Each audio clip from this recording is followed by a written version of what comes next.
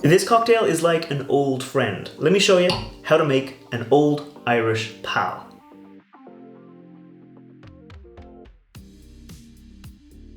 Welcome back to the channel. I'm Matt, I'm the Whiskey Nerd, and like I said, today I'm making a cocktail that's kind of like an old friend. I'm making an old Irish pal, and this is actually like a riff on the classic Old Pal cocktail, which is a rye whiskey cocktail, and that's a very nice classic cocktail, but this here is my kind of riff on it. It's an old Irish pal, and I got the idea for this cocktail when I reviewed this whiskey here earlier on this week. This is the Dunville's rye cask finished Irish whiskey, so it is an Irish whiskey, not a rye whiskey. So when I was kind of reviewing this, I said, you know what, I want to make a cocktail featuring this because it has a nice amount of that rye cask character coming through. It's a good little Irish whiskey, and it was aged in rye cask. So I said, you know what, I want to make a cocktail with rye whiskey, but maybe make a bit of a change to it, and that's what I've got here with my old Irish pal. So the classic old pal is kind of like an equal parts cocktail with rye, vermouth, and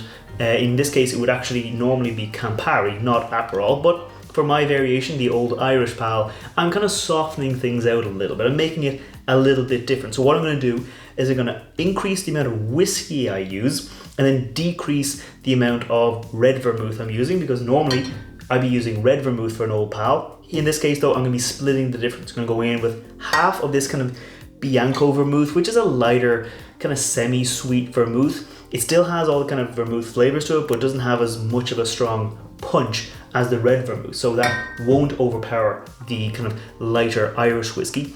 I'm also going to be using Aperol instead of Campari. So Campari for me is a little bit more bitter, a little bit less sweet, and again has those strong notes, which would be great to stand up to an American rye whiskey, which has a bit of bite, which has a bit of spice. But because this whiskey, it still has some of those rye notes, but it's a bit softer. I'm going to be using an Aperol because it's just a little bit sweeter. So that's why I've kind of tamed down my little secondary flavors to allow the whiskey to shine through and not be overpowered. And I think that's enough time talking about the cocktail.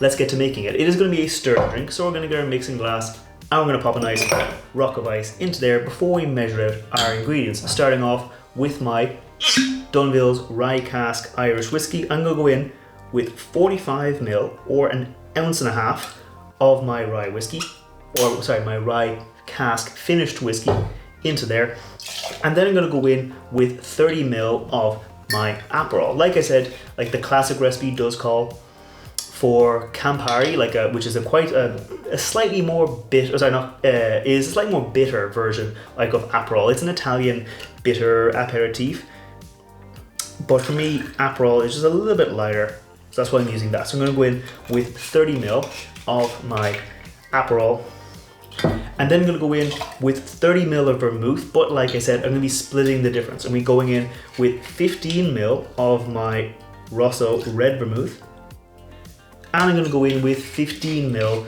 of my Bianco semi-sweet white vermouth. So this isn't actually a dry vermouth, this is a semi-sweet. So it is, yeah, just a little bit lighter, a little bit softer, and just has, for me, less of a punch than like the red vermouth, so it doesn't overpower my Irish whiskey. So in like that, and that's it. It's just a 3-part cocktail, well technically 4 parts because it is 2 types of vermouth in there. So I'm going to stir this down for about maybe 30-40 seconds to get it nice and cold.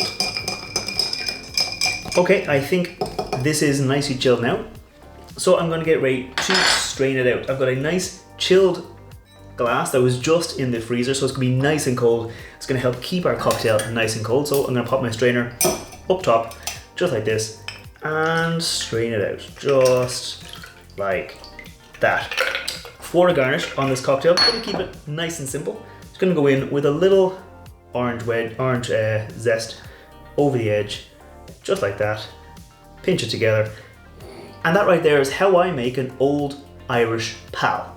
Now real quick, before I taste this cocktail, if you're new here, scroll down, hit that thumbs up button, hit that subscribe button. I put out whiskey reviews every Wednesday, like the review of that Dunville's American rye cask finished whiskey, and I put out cocktail recipes like this featuring whiskey every Friday. So if you want to see more like this, make sure you hit that subscribe button, and while you're down there, leave me a note in the comments and tell me if there are any cocktails you think I should make in future. But for now, let's taste this one. Cheers. Yeah, that's nice. It's really nice. It's hard to explain. Like an old pal for me, it's nice, but it's quite a bitter, like spirit forward, almost like an aperitif or a digestif. It's one of those like you have to know what you're getting into because it can be quite bitter. Like the vermouth has herbal notes, the Campari has bitter notes, the rye has kind of bitter, spicy notes. It has all those notes going for it. But this here is a bit softer. Like so, the Irish whiskey, the base of it, it's quite nice. It's quite soft. I'm glad I bumped up the ratio. Like you don't have to go in with 45ml, 30-30. You could go in with like 30ml of whiskey and then 20ml of each of the others. But for me, I wanted to fill the glass so it looks really good on camera. So that's why I have that ratio. But I'm glad I upped the whiskey because it has this nice backbone to the cocktail.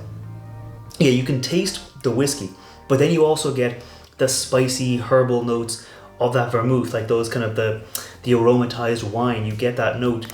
And then the Aperol, it doesn't dominate. It's not bitter. There's a little bit of it on the finish. As you swallow it, you get this little bit of like, oh, there's my kind of Italian red digestif, little bitter notes, but again, it's not overpowering. It keeps things nice and balanced. It is like an old pal, but a bit softer, a bit more gentle, a bit more fun to enjoy, like an old Irish pal. So I'm going to keep on enjoying it, and I'll see you next time. Sláinte.